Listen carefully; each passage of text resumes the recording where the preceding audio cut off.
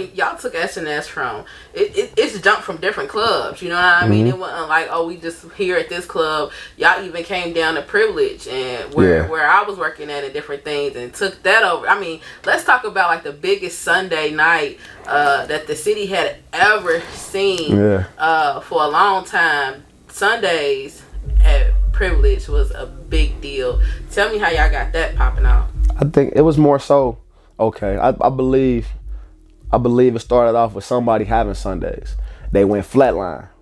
Me personally, I seen the vision. I'm like, I want them Sundays again. I knew that Annie's crowd needed somewhere to go. So I hit up Stan, I hit up Eddie, I hit up Smooth. I'm like, I want to start a Sunday. They like, bro, like, it's not going to work. It don't work. Sunday's over. I said, man, listen, y'all. Give me a Sunday. I want to show y'all what the fuck I can do. You know what I mean? At this point, when I'm cocky, I just did live on Saturdays for 2 years. I'm like, shit, I can do it. Let's do it. Stan was like, Shaq, you want to do it? We can do it. Smooth said, let's get it. Smooth always with everything. He's so damn cool. Shout out to Smooth. He always cool. He like, let's do it. They took off. I'm talking about like a rocket. I'm talking about it was to the point where like, we just had to let everybody through all 3 doors. Whatever door was open, we had to get people in there. Like, I used to really joke like, I'm selling a fire escape tonight.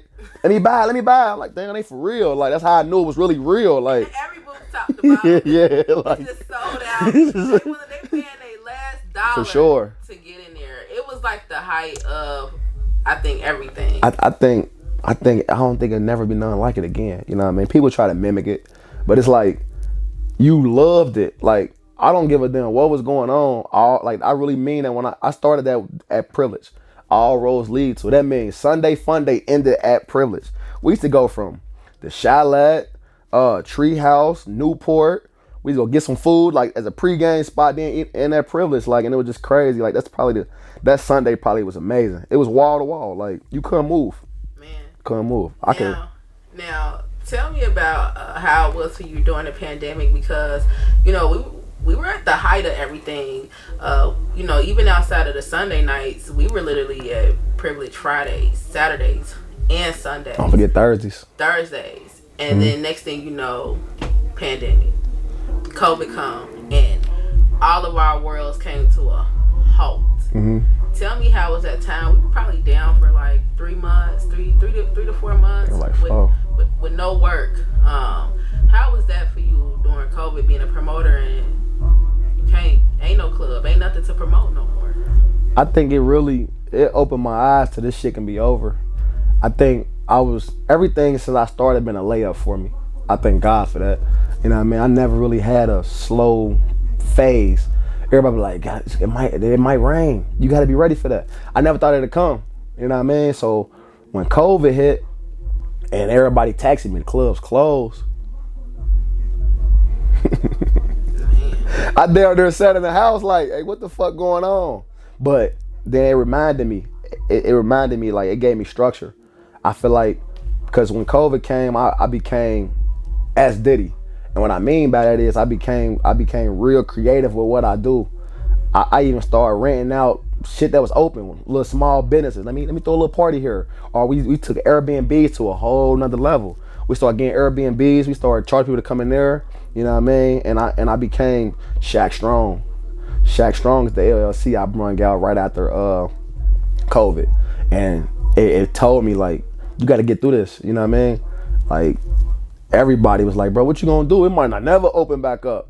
And my mindset went, I put out my phone, I started getting my notes. When the clubs do open up, I'm throwing this type party. I'm throwing this type party. And them parties really worked, and they took me to a whole other level. But COVID, man, I never want to see it like that again. Yeah. I don't want to see it the clubs closed like that. But the money out the cover was great too, though, for sure. Wait, man, listen. That's and it really wasn't after COVID. COVID was still here, but they opened the clubs back up. Yeah. And literally, we had to go from throwing night parties to throwing day parties. Mm-hmm. Because they put a curfew. I forgot. I do remember that. Yeah. Yeah. So now your Sunday nights was back popping. Mm-hmm. 8 to 12. It was 8 to 12, wasn't it? Yes. I think we even gone at 10. We might have been doing like a 6 to 10. Yeah, I think it was. Damn, you're right. It was 6 to 10. Yeah, you was. It was all day party vibes. All day party vibes. Now, it felt like it was late because it was the most packed thing that I think we had ever seen. It was like everybody had cabin fever. So once y'all announced that, hey, we back on a Sunday, it was the biggest. I don't think I ever seen the club that packed top to bottom.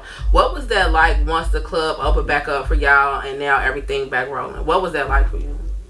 To be honest, all I was doing, I thank God, I really did. I'm like, man, I'm about to get some money, cause like when you making money like that and you so young, you really want putting that shit up. You know what I mean? I was blowing through it. I knew it. I knew I was gonna make this much money the next week. So when COVID hit, I had to go in my, you know what I mean? Let's say shoebox and pay your bills for them 3 months. And it's like, when it got back on, it kind of like, it matured me. It made me a man for real. Cause it's like, my nigga say this time. And the lines was down the street. I'm talking about both lines was to the next block. So it was like, all the money I did spend, God did put back in rotation for all of us. And it really, like, even you, like, I remember talking to y'all, like, it made us realize rainy days come, but you gotta have that, you gotta be ready for it. So it really made me a man. COVID really helped me mature financially, mentally, you know what I mean? So. Man. Now tell me about some of these artists that you done bring to the city. I mean, you got pictures with Ari, you got pictures with your Lil Durk, your G Herbos. Anybody that anybody can think of you bring to the city. Name some of the people that you really like fuck with on like through promotion and how it's done helped you with your career with meeting these people. Durk, probably G Herbo, so many. Dolph, who else? I done brought so many people that I got a relationship with now outside of this shit. I think probably Durk. I think Durk probably like, cause I still got connections with him. You know what I mean? Like, if I write him, he gonna write back. Like he remember me, cause like we kind of grew up together. You know what I mean? My first time ever being around Durk was when we brung in the Cadillac wrench. I didn't have a dollar involved, but my guys did it. You know what I mean? So he remembered that. He like, man, I remember y'all gave me $6,000 to come to Cincinnati. Me and my niggas got in the car from Chicago and drove down here, down to the point we paying him $100,000 or plus dollars to come down here. So we kind of grew up in this together. You know what I mean? Like it been so many people like King Von, them like guys who ain't here that I can really say like I've been around. You know what I mean? Who genuine, who not. It's some artists like I'm like, man, he really became famous and became, you know what I mean? Like not him. You know what I mean? But there's certain guys that I remember like Herbo or, you know what I mean, Durk or shit. Even when I see Ari, she still remember. You know what I mean? But y'all put a lot of people on too, because y'all will bring people right at that. They ain't even made it yet. Y'all will bring them when they just got this first single buzzing in the streets.